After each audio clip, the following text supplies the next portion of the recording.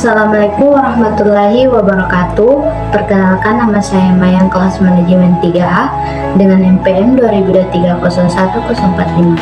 Dengan adanya video ini untuk memenuhi tugas mata kuliah IK oleh dosen pengampu Bapak Furqon.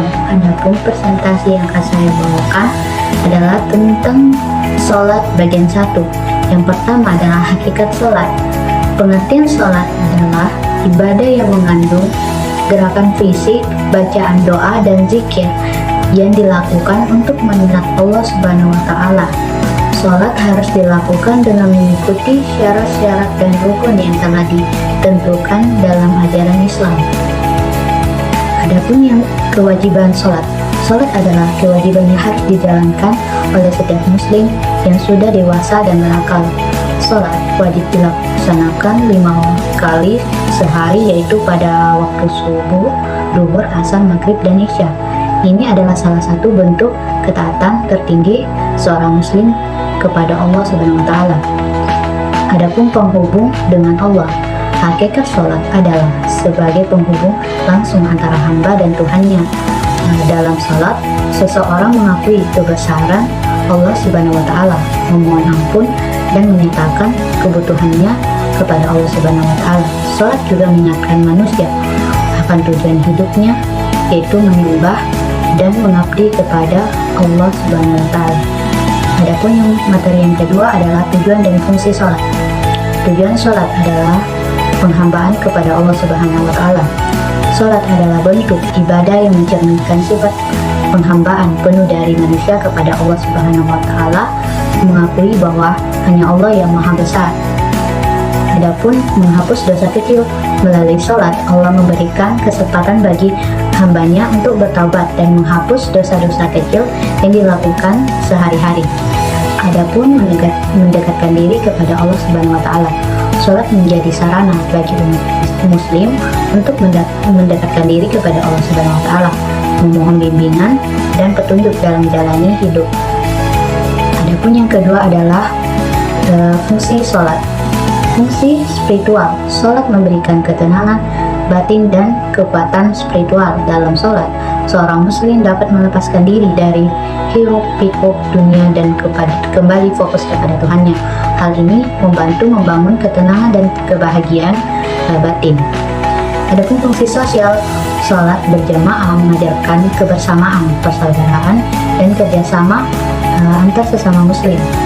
Sholat berjamaah mengajarkan bagaimana umat Islam saling mendukung dan merasa kehadiran satu sama lain. Adapun fungsi psikologis, gerakan dalam sholat seperti ruku dan sujud memiliki dampak psikologis yang menenangkan. Dengan khusyuk dalam sholat, kita dapat mengurangi stres, meningkatkan fokus, dan memberikan perasaan damai. Yang ketiga, makna spiritual sholat. Yang pertama, ketenangan jiwa. Sholat membawa ketenangan jiwa yang sangat dibutuhkan dalam kehidupan sehari-hari.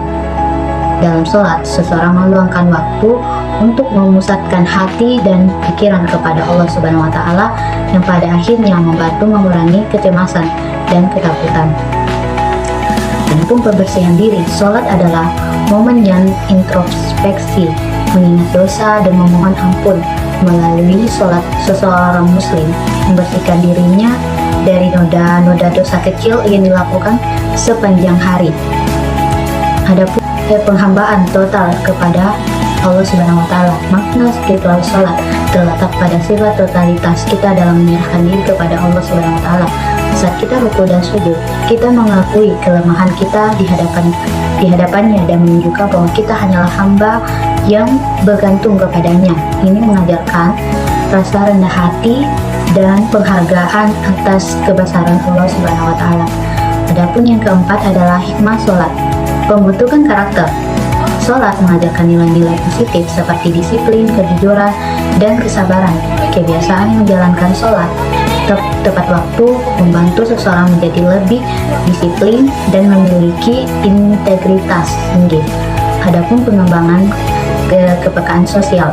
Sholat berjamaah mengajarkan untuk saling menghargai, membantu, dan mempererat ukhuwah Islamiyah dengan sholat berjamaah, seorang merasakan bahwa ia bukanlah individu yang terpisah, tetapi bagian dari komunikasi yang lebih besar.